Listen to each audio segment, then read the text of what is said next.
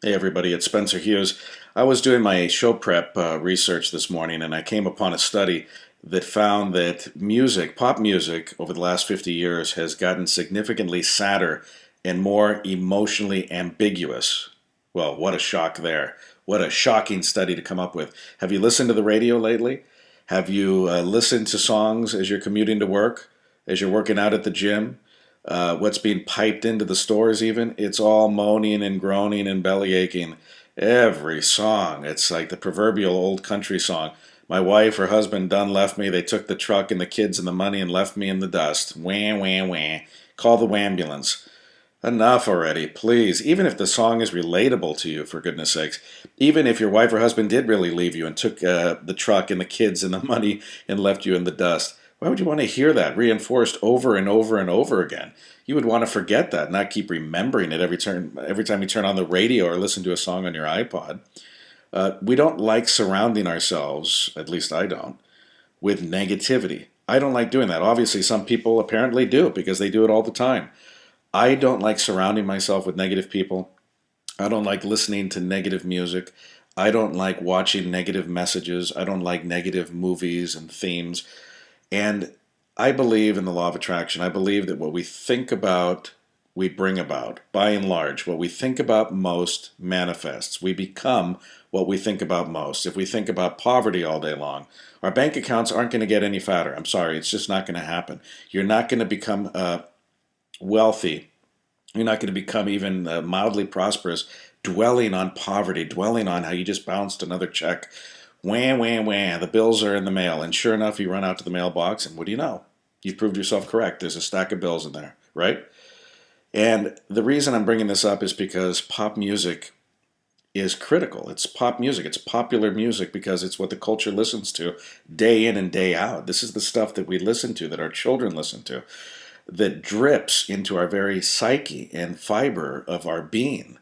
And I do believe that what you dwell on expands. And if the message you hear every day is negativity and the sky is falling and global warming and my spouse left me, my spouse cheated on me, I have no money, I have no career, I lost my job, wah, wah, wah, that's going to make you a pretty negative person. I'm sorry, there aren't positive people out there listening to this message hour after hour after hour. It's just not true. Think about people who are pumped up at the gym. I've been trying to get myself back into shape. I biked 20 miles last night on the stationary bike. Pretty proud about that.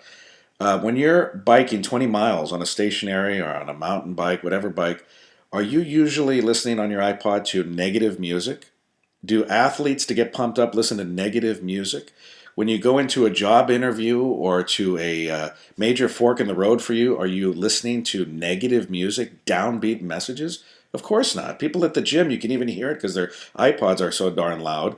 It's always upbeat music.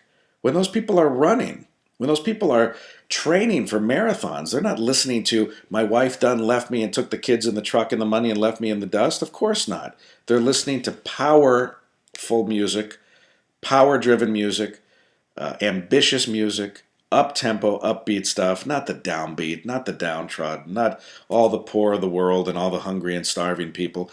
I'm sorry, this stuff exists. It doesn't mean you need to surround yourself with it 24/7. Popular music influences us more than you might think. The messages that you hear, not just in music, but in movies, television, things your friends are talking about, things that are on the news, all this stuff shapes you whether you know it or not, even at a very subconscious level. And that's why I choose to surround myself with positive people, positive energy, high energy music, high energy movies, high energy books that I read. I don't read books about the world falling apart. I read books about how to make myself a better person and how to make my world what I want it to be through positive influence, positive thinking, the law of attraction. Thoughts become things. This is not New Age mumbo jumbo. It has always been true. It works all the time, not some of the time.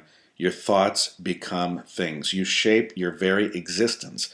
Your misery or happiness is determined not by who's in power in Washington. It's not based on the weather today or how much money is in your bank account or whether your spouse said goodbye to you on the way out the door today or whether your kids were nice to you today. It's based on your thoughts and your perception of everything around you. That's what shapes your world. Now, I'm not going to tell you what to listen to on your iPod. I can tell you one thing. You look at my iPod, There's no surprises. It's all upbeat, positive, high energy music. I have a lot of books on CD and things like that too, all with a positive message and vibration to them. If you listen to nothing but my husband, my wife left me, I'm broke, the world sucks, everybody's miserable. If you listen to that message every day, day in and day out, you're going to be a very different person than you would be if you surrounded yourself with upbeat, up-tempo, positive vibrations, high energy music and pop culture even. This is very important because our children are saturated in this stuff. They were born with an iPod attached to their ears, for goodness sakes. I mean, those of us who are older didn't have these gizmos when we were kids where we were connected to headphones 24 hours a day. It's very significant, very vital that we control, especially with our children, the messages that are being pumped in via earbuds into our very souls, into our very being. So choose to surround yourself with positive music, positive energy. And this study, I don't doubt for a minute that music has become sadder. Pop music is sadder and more emotionally ambiguous over the last 50 years. Listen to music from the 1950s, for goodness sakes. Watch old episodes of Happy Days. What was playing on the jukebox? Sure, there were some broken heart songs, but a lot of it was upbeat stuff you could snap your fingers to, you could dance to. All the crap you listen to on the radio today, can you dance to any of that stuff? Does it make you feel like a better person? Does it warm your heart? Does it make you feel upbeat about yourself and the world and the people in it? I don't think so. Most of the stuff is garbage, if you ask me. It all sounds alike, and the message is always, generally speaking, downbeat. Downbeat. Wham, wham, wham. Call the wambulance. I want somebody to feel sorry for me.